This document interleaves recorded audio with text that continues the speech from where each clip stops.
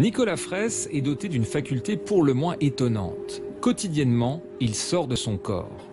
Un phénomène communément appelé OBE, acronyme anglais pour Out of Body Experience. La première dont je me souviens réellement, ça devait être à l'âge de 7 ans à peu près. Souvent, lorsque j'étais à l'école sur ma chaise et lorsque le cours ne m'intéressait pas, je partais, je me retrouvais chez mes parents ou quelque chose comme ça. Et pour moi, c'était quelque chose de tout à fait normal. Je pensais qu'à l'époque, que tout le monde vivait ce genre de choses. Dès qu'une personne s'ennuyait, elle partait comme ça, voir ce qui l'intéressait et pouvait revenir à n'importe quel moment. Tous les jours, au moment de l'endormissement, il y a une sortie de corps qui se fait. Comme si quelque chose, on va dire, sortait légèrement. Et à ce moment-là, il y a une sorte d'effet tourbillon. C'est pas quelque chose de visuel, mais c'est un peu comme si on se sent tourbillonné. Et après, il y a une espèce de flash lumineux. Et à ce moment-là, je me retrouve, ma conscience, on va dire, se retrouve à un endroit différent. Et vous voyez vraiment les choses ou bien c'est juste une rêverie? Moi, je dirais que je vois réellement les choses. Et c'est même plus subtil que ça, parce que c'est pas vraiment pour moi, c'est pas vraiment une vision comme cette vision que j'ai actuellement en tant que corps, mais c'est plus une vision globale, c'est-à-dire que je suis la pièce, en fait, où je suis la scène que je suis en train d'observer. C'est-à-dire que je suis autant le plafond que le sol. Et dans cet état-là, j'ai conscience de tout ce qui se passe et de tout ce qui est présent dans la pièce ou dans la scène. C'est seulement au moment où je réintègre mon corps que mon cerveau ou mon mental se refait une représentation beaucoup plus facile à assimiler en mettant les choses comme si je les avais eues d'un point de vue physique. Nicolas est aussi un sujet d'étude, car il dit être doté d'une faculté de vision à distance, une sorte de micro-sortie de corps qu'il peut provoquer à volonté. Je me sentais collé au plafond avec vraiment la sensation d'être... Alors avec Nicolas, on essaye justement de vérifier, on va dire, la réalité des perceptions qu'il a au cours de ces phénomènes de décorporation. Le protocole qu'on a monté, donc, c'est un protocole en double aveugle. On demande à Nicolas de se mettre dans une pièce, d'essayer de se mettre dans cet état de décorporation, de changer de lieu, et dans cet autre lieu, de voir quelque chose que nous-mêmes, nous ne connaissons pas au moment de l'expérience, et de rapporter cette information et de nous la communiquer à son retour. Et ça marche? Et ça marche. On a eu plusieurs expériences qui ont été tout à fait concluantes. Maintenant, pour être tout à fait honnête, on est obligé de dire que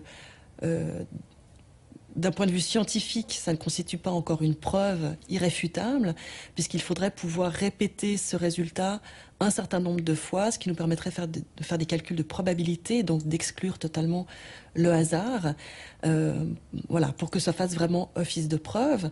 Mais disons que pour nous, ça nous paraît difficile d'expliquer ces résultats par le hasard actuellement.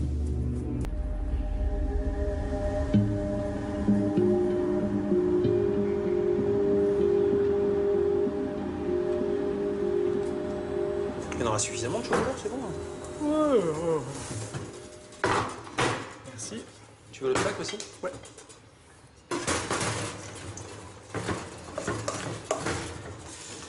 Merci. Philippe, comment c'est pour vous de vivre à côté de quelqu'un comme Nicolas? C'est particulier parce que on est forcément, comment dire, très normal à côté de lui. C'est difficile de nier le fait qu'il peut y sortir de son corps pour aller voir ce qui se passe.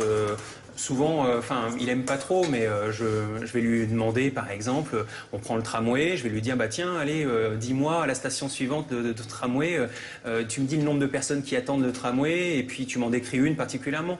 Donc il va aller voir, et puis il revient, il me dit, bon, il y a 3 personnes, dont une femme un peu forte, avec un t-shirt rouge. On arrive avec le tramway, il y a 3 personnes, dont une femme un peu forte avec le t-shirt rouge. Donc là, c'est pas du hasard, c'est forcément qu'il a vu. Donc ça, c'est vrai que c'est assez bluffant, oui. Vous avez l'impression que si je vous demandais de partir, là, maintenant, vous pourriez éventuellement le faire? Je pense que si j'ai une notion de... si j'ai besoin de savoir quelque chose, je peux tenter.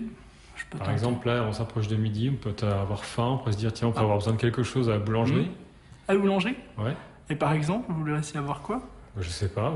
Aller à la boulangerie, voir si vous voyez quelque chose d'intéressant qu'on puisse éventuellement... Qu'on puisse manger, d'accord. Voir, ouais. S'il y a quelqu'un, ou des gens, ou je sais pas. S'il y a des gens, oui, on peut vérifier s'il y a des gens, ouais. Alors... Peu importe, à la boulangerie, ce qui se passe. Faudrait aller vérifier après. Qu'est-ce qu'on pourrait voir à la boulangerie qui pourrait être intéressant et qui ne fluctuera pas trop entre le temps. Alors. Nicolas ne savait pas que nous l'inviterions à projeter sa conscience dans la... Nous avons demandé à un complice d'être présent sur les lieux. À notre signal, ce dernier prendra des photos pour voir si la vision de Nicolas correspond bien à la réalité.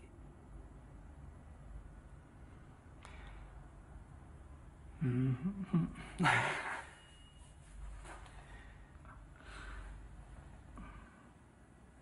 me tire l'œil, je sais pas pourquoi. Alors... C'est difficile à trouver un élément qui soit pertinent, parce que bon, cette boulangerie, je la connais, donc... du coup, il y avait 3 personnes à l'intérieur, mais voilà, après là, ils seront déjà partis, peut-être. Il y avait, donc, au niveau de l'entrée du laboratoire, de la cuisine avec le four à pain, il y avait en travers du passage une caisse jaune à pain qui devait être autre comme ça, mais couchée sur le côté, avec, enfin pas vraiment totalement par terre, il y avait une espèce de seau blanc peut-être, ou quelque chose de blanc en dessous. Hormis ça, quoi dire d'autre? Il y avait la vendeuse qui était là, que je connais, donc est-ce que c'est une vision à distance ou est-ce que c'est quelque chose dont je me souviens, je ne sais pas. Tout ce que je sais, c'est que elle avait une encre de bateau au niveau de sa boucle d'oreille. C'est quelque chose que j'avais pas vu avant chez elle, donc peut-être ça a vérifié. Mais un tatouage ou bien... Non, une sorte de je sais pas, je dirais comme une grosse boucle d'oreille, comme un bouton, mais avec avec une encre de bateau. Voilà. Cette expérience ne constitue pas une preuve scientifique. Il est toutefois troublant de savoir que Nicolas ne pouvait pas connaître les boucles d'oreilles de la vendeuse, car cette dernière nous a affirmé qu'elle venait de les acquérir. La chose qui diffère et qui me fait dire que ce ne sont pas des hallucinations, c'est les vérifications. Si ça se vérifie dans le physique, c'est que j'ai pas halluciné et que j'ai véritablement vu quelque chose. Ou alors c'est peut-être une forme de divination ou je ne sais quoi d'autre, mais je pense que on ne peut pas expliquer ça que par les hallucinations. Il y a forcément quelque chose d'autre qui se passe qu'une hallucination. Et c'est quoi, c'est quelque chose d'autre? Eh bien, c'est une bonne question. Qu'est-ce que c'est... je sais pas.